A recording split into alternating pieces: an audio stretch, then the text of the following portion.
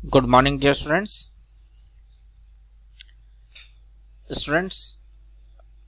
हमने अपनी पिछली वीडियो में जो chapter 1 nature and significance of management से थी, उसमें हमने लेवल्स ऑफ मैनेजमेंट सीख लिए थे, जिसमें हमने आपको बताया था कि top management, middle management and operational और लोअर मैनेजमेंट, ये मैनेजमेंट के लेवल्स थे। आज हम बात करेंगे मैनेजमेंट के फंक्शंस के बारे में कि ठीक है, मैनेजमेंट तो हमको पता चल गया कि मैनेजमेंट क्या है, उसके कैरेक्टरिस्टिक्स यानी पूरी डिटेल मालूम चल गई, लेकिन मैनेजमेंट काम क्या करता है, इसके कौन कौन से फंक्शंस हैं, आज हम उन पर डिस्कशन करेंगे। स्टूडेंट्स, मैनेजमेंट के जो फंक्शंस हैं ये आप चैप्टर वाइज भी पढ़ेंगे आगे, यानी जो फर्स्ट बुक है वो मैनेजमेंट और उसके फंक्शन से रिलेटेड ही है।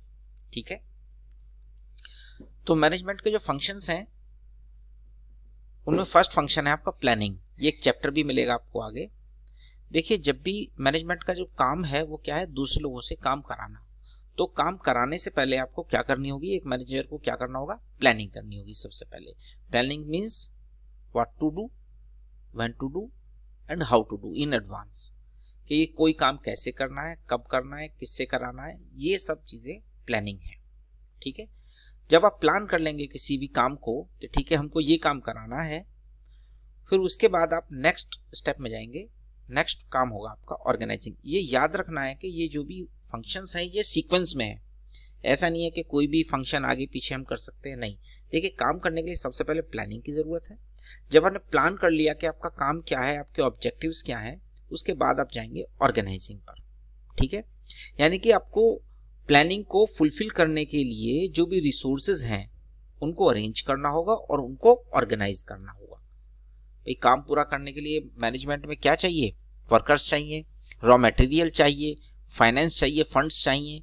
तो इन सबको क्या करना है, आपको अरेंज करना होगा, और अरेंज करने के साथ साथ इनको ऑर्गेनाइज करना होगा कि सीक्वेंस में उनको कैसे हम यूज करेंगे। वो एक प्लानिंग आपको प्रॉपर तैयार करनी पड़ेगी, यानी ऑर्गेनाइज करनी पड़ेगी सारी चीजें।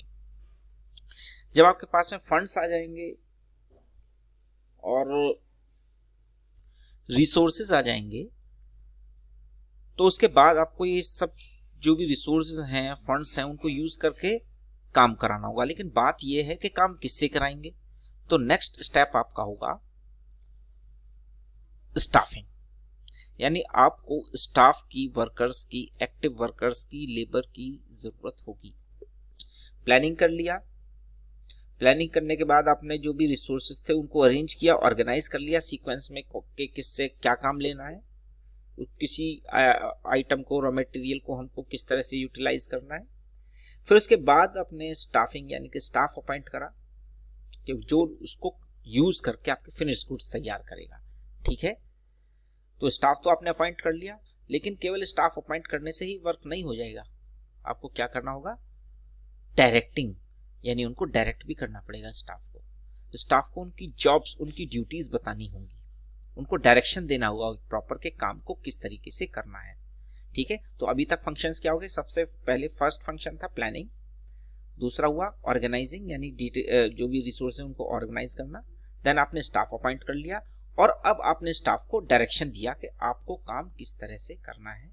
ठीक है, जब वर्कर्स काम करेंगे तो जाहिर सी बात है कि काम करने में कुछ लोग अच्छा काम कर पाएंगे, कुछ लोग काम नहीं कर पाएंगे, उसमें वेरिएशन आएंगे, डिफिकल्टीज सामने आएंगी।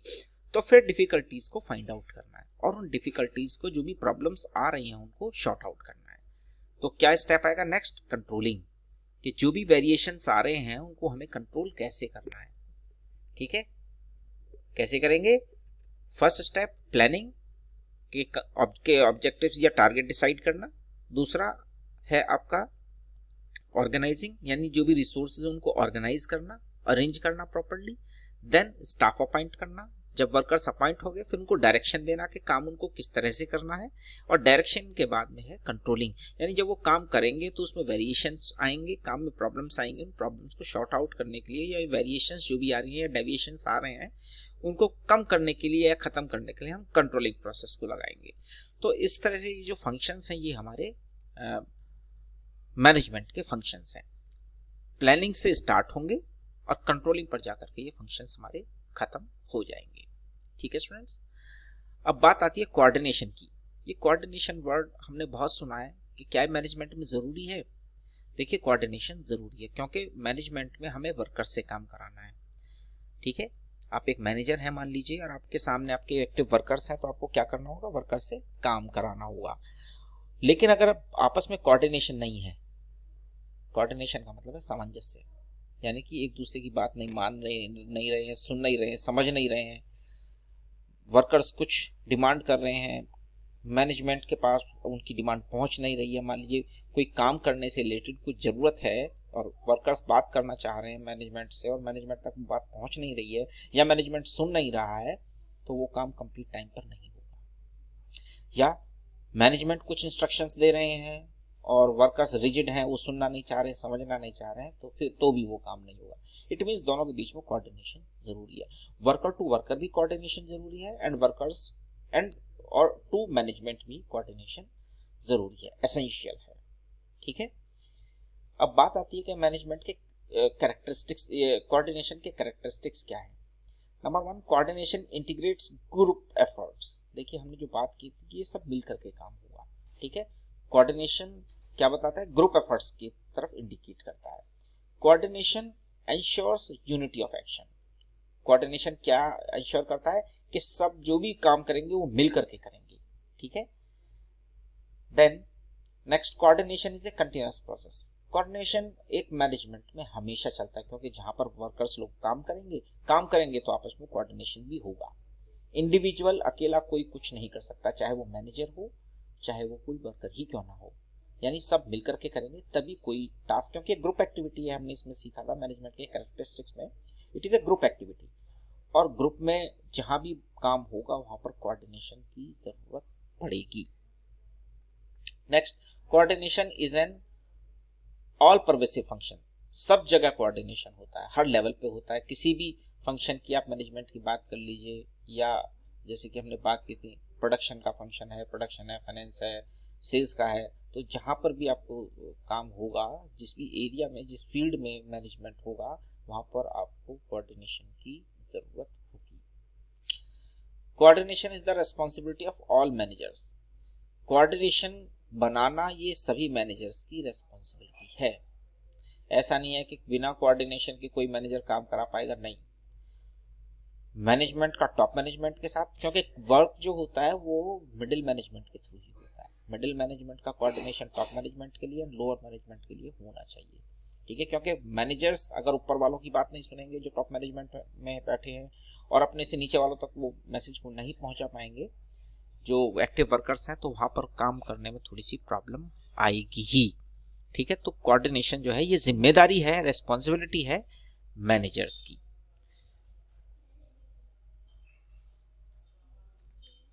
बात करते हैं कोऑर्डिनेशन की जरूरत क्या है, इंपॉर्टेंस ऑफ कोऑर्डिनेशन। ठीक है, नंबर 1, ग्रोथ इन साइज। देखिए डिफरेंट साइज में हर फील्ड में ग्रोथ की जरूरत होती है और कोऑर्डिनेशन से वो सभी तरह की ग्रोथ होंगी, यानी डिफरेंट एरियाज में, ओवरऑल एरियाज में, हर एरिया में ग्रोथ होगी फर्म की। Then next importance is functional differentiation.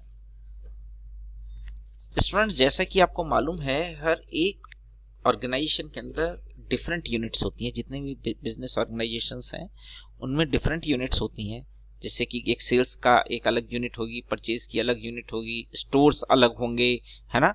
तो डिफरेंट यूनिट्स में डिफरेंट डिपार्टमेंट होंगे। उन सभी डिपार्टमेंट के गोल्स अलग होंगे, उनकी पॉलिसीज अलग होंगी, उनके एम्स अलग होंगे।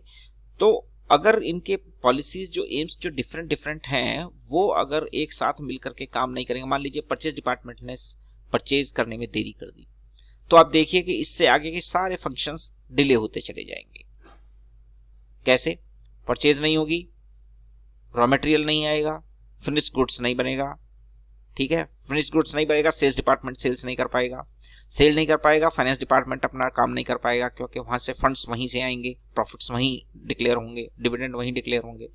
तो इस तरह से बहुत सारे जो काम हैं जो फंक्शनल डिफरेंशिएशन वाले हैं, अलग अलग यूनिट्स वाले हैं, उनके बीच में भी आपस में कोऑर्डिनेशन की जरूरत है।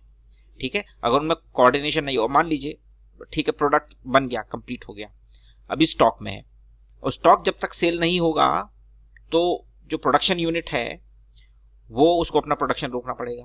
क्यों? क्योंकि वो बनाते जाएंगे तो उसको रखेंगे कहाँ, ठीक है। तो इनमें आपस में देखिए कोऑर्डिनेशन की जरूरत है, इनको आपस में एक दूसरे के साथ कोऑर्डिनेट करना पड़ेगा, यानी फंक्शनल डिफरेंशिएशन में भी कोऑर्डिनेशन की जरूरत है।